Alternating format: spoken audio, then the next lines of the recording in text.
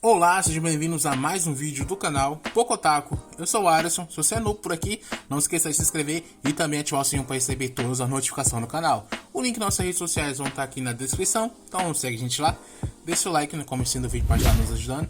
E no vídeo de hoje, vamos falar sobre esse 10º episódio de Jujutsu, ou que as coisas só estão ficando ruins pra nós, meu parceiro. Daqui pra frente é só pra trás. Esse deveria ser o título desse episódio, porque, pelo amor de Deus. Mas, brincadeiras à parte, vamos começar sobre isso. O episódio começa com o Mekamaru tentando falar com o Itadori. E o Itadori ele já vai logo querendo quebrar aquele comunicador. Mas o Mekamaru fala que é um aliado de Kyoto. E só assim, depois disso, que o Itadori para de tentar quebrar e começa a escutar.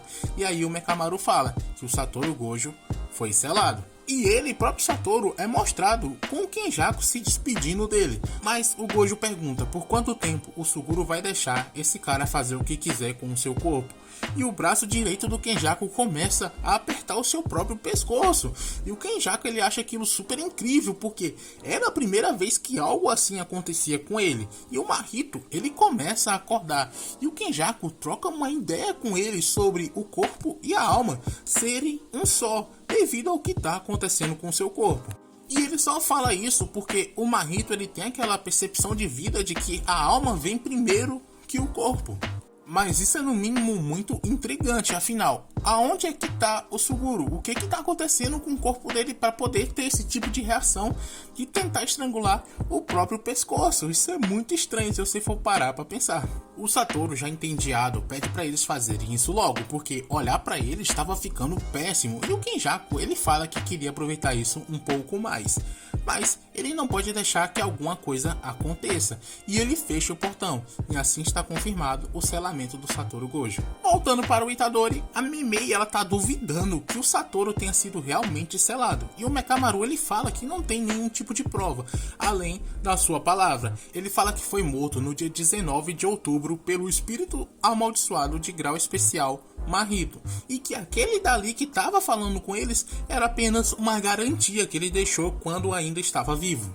Mas aquele robô tinha uma condição para ser ativado, e essa condição foi o selamento do Satoru Gojo, por isso que ele não pôde informar antes. Ele continua falando que espalhou 3 desses bonequinhos para conseguir passar essa informação, e para ele o Itadori é o feiticeiro com menos chance de vazar qualquer informação.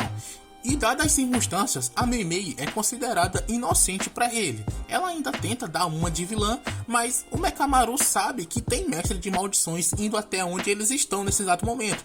E eles estão atrás dela. A Meimei ela olha e percebe que são 2 mestres de maldições que estão vindo até ali. E ela pergunta para o Itadori se eles eram mais fortes do que a maldição que ele lutou contra. O Itadori fala que a maldição era muito mais forte do que eles. E a Meimei ela começa a ficar preocupada, porque o inimigo tinha uma maldição tão forte assim, sobrando para ficar ali vigiando um prego. Então ela tenta se comunicar com os outros feiticeiros para passar informação sobre a situação do Gojo. Mas o Mekamaru fala que não vai dar certo, porque a situação em Shibuya mudou e lá atualmente tem 4 cortinas. Uma para prender os não feiticeiros no 5º subsolo, a segunda é para prender especialmente o Satoru Gojo, a terceira é para impedir a entrada de feiticeiros até aquela área, e já a quarta é para impedir a saída dos não feiticeiros também. Por isso, tudo que o Mekamaru quer é que eles sigam o seu plano, que vai ser sucesso, garantia de certeza ali. E o plano dele é o seguinte: eles terão que retornar até a estação aonde eles estavam, e o Itadori terá que ir até Shibuya pela superfície e informar a todos sobre a situação do Gojo. Já a Meimei, ela tem que abrir caminho para ele, derrotando os bichos que apareceram ali, os mestres de maldições. Muito estranho, por sinal. Em Shibuya, o Chozo e o Jogo estão acordando agora do seu soninho de beleza. E quando o Kenjaku vai começar a falar, o reino da prisão que estava em suas mãos começa a pesar. E ele cai no chão. E tudo isso porque ali dentro tem o Satoru Gojo, é simplesmente isso. Percebendo que o tempo não passa naquele local, e ele fala que está contando com a ajuda de todos eles, no caso, todos os seus alunos. E os 3 times que estavam do lado de fora da cortina começam a se mexer, porque já se passou muito tempo e algo deve ter acontecido lá dentro.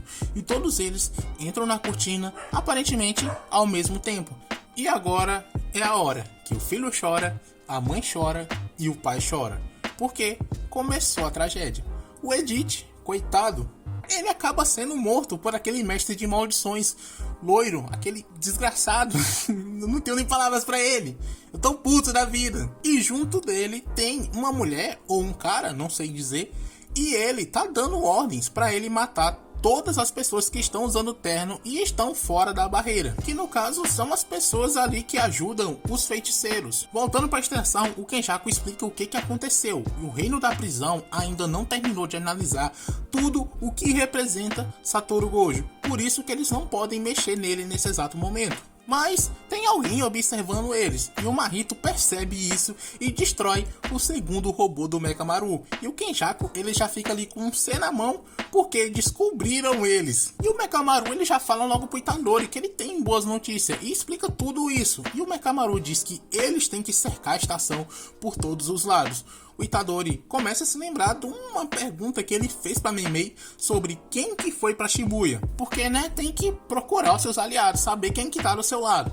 E assim que ele entra pela primeira barreira, lá há vários humanos transfigurados atacando os não feiticeiros. E ele já chega metendo a porrada em geral, chute, soco, porrada solta do lado do vento. E aquele moleque tá sinistro demais. E ele sobe até o topo de um dos prédios e lá ele começa a gritar, chamando pelo Nanami. E ele fala para todos ali ouvir que o Satoru Gojo foi selado. E o Nanami, que estava ouvindo isso, já fica assustado e decide ir imediatamente até o Itadori, porque se isso for verdade, vai ser o fim de todos os humanos daquele país. As maldições no subsolo começam a pensar no que elas vão fazer, porque todos os feiticeiros estão indo até ali. O Kenjaku fala que vai ficar ali perto do reino da prisão, e já o Chozo diz que vai vingar os seus irmãos, matando o Itadori e a Nobara. Depois disso, ele vai resgatar os seus outros irmãos. O Jogo diz que não tá nem aí pra Nobara, mas ele não pode matar o Itadori, porque eles têm que transformar ele no Sukuna. E os dois, eles discordam disso, mas o Mahito, ele já interrompe eles ali, porque ele também quer matar o Itadori, porque depois de ver pessoalmente o Gojo, e como agora ele tá selado, ele entende que as maldições e feiticeiros estão no mesmo nível. Se o Sukuna for liberado, a vitória é deles com certeza, mas mesmo sem o Sukuna, eles podem ganhar essa, do jeito que a situação tá agora. Então, eles não necessariamente precisam do Sukuna para ganhar. Mas isso é claro no ponto de vista do Mahito. Mas o jogo, ele tem uma ideia totalmente diferente, porque para ele trazer o Sukuna de volta é trazer a antiga era das maldições. Isso porque as maldições não temem a morte e seguem rumo ao seu destino, sem falsidades. Essa é a essência deles como maldições. Novamente, o que ele pensa sobre as maldições. Mas, para o Mahito, o jogo estava errado, porque independente de tudo, às vezes até mesmo de forma inconsciente, eles agem de acordo com os seus desejos. Porque isso é o que significa ser uma maldição para ele. Mas, como o jogo já estava para explodir de raiva, o Mahito diz que não quer brigar com ele, então ele propõe um jogo. Se ele achar o Itadori primeiro, o Itadori vai morrer. Se o jogo achar ele primeiro, ele pode dar todos os dedos pro Sukuna recuperar os seus poderes. O Chozo, ele fala que também vai entrar nessa brincadeira e o Mahito pergunta qual lado o Kenjaku escolheria. E ele fala que vai se abster dessa votação, porque ele vai ficar ali olhando o aprisionamento infinito. E os três saem de lá. No caso, os quatro, porque aquele povo tá o tempo todo ali e ele só não fala nada. Quando eles saem de lá, aquelas duas meninas que o Geto tinha salvado no passado aparecem. E elas querem que o Kenjaku devolva o corpo dele. Mas o Kenjaku fala que não vai devolver, até porque ele não fez nenhum tipo de pacto para isso. E era melhor elas saírem de lá, antes de morrerem. As duas vão embora, mas antes elas dizem que ele vai se arrepender disso. Já o Itadori, ele continua gritando, chamando pelo Nanami, mesmo ele já estando ali atrás dele. E o Megumi já dá logo um tapa na cabeça dele para ele calar a boca. E o robô do Mekamaru vai e explica tudo para eles. O Nanami entende que aquela é uma tarefa para feiticeiros de nível 1 ou até mais. Ele decide ir até o lado de fora conversar com o Edith, mas a gente já sabe o que aconteceu com ele, né? Infelizmente. Antes de sair, o Nanami manda o outro cara que estava junto deles procurar pelo Kusakabe e pelo Zenin, que também são feiticeiros de primeiro nível, e explicar tudo a eles. E também é para ele tomar conta dos alunos ali. Cara, ele fica todo emocionado porque o Nanami tá reconhecendo ele, contando com a sua ajuda, e ele já solta que eles têm dois problemas. O primeiro é o colapso das pessoas que são time Gojo, que no caso são as pessoas que são influenciadas por ele. Essas pessoas podem acabar sendo impactadas pelo selamento dele e acabam perdendo as suas lutas. Já o segundo problema é as maldições e mestres de maldições que estavam escondidos por medo do Gojo. Vão começar agora a se mexer porque ele está selado. E se isso acontecer, vai ser o fim da era dos humanos no Japão. E com a capa belíssima, eles dizem que vão salvar o Satoru. Se encerrando o episódio aqui, a partir de agora, eu já falei, daqui pra frente é só pra trás, porque já sabe, né? Espero que vocês tenham gostado desse vídeo. Se gostou, deixe seu like se ainda não deixou. Comente o que você achou desse episódio.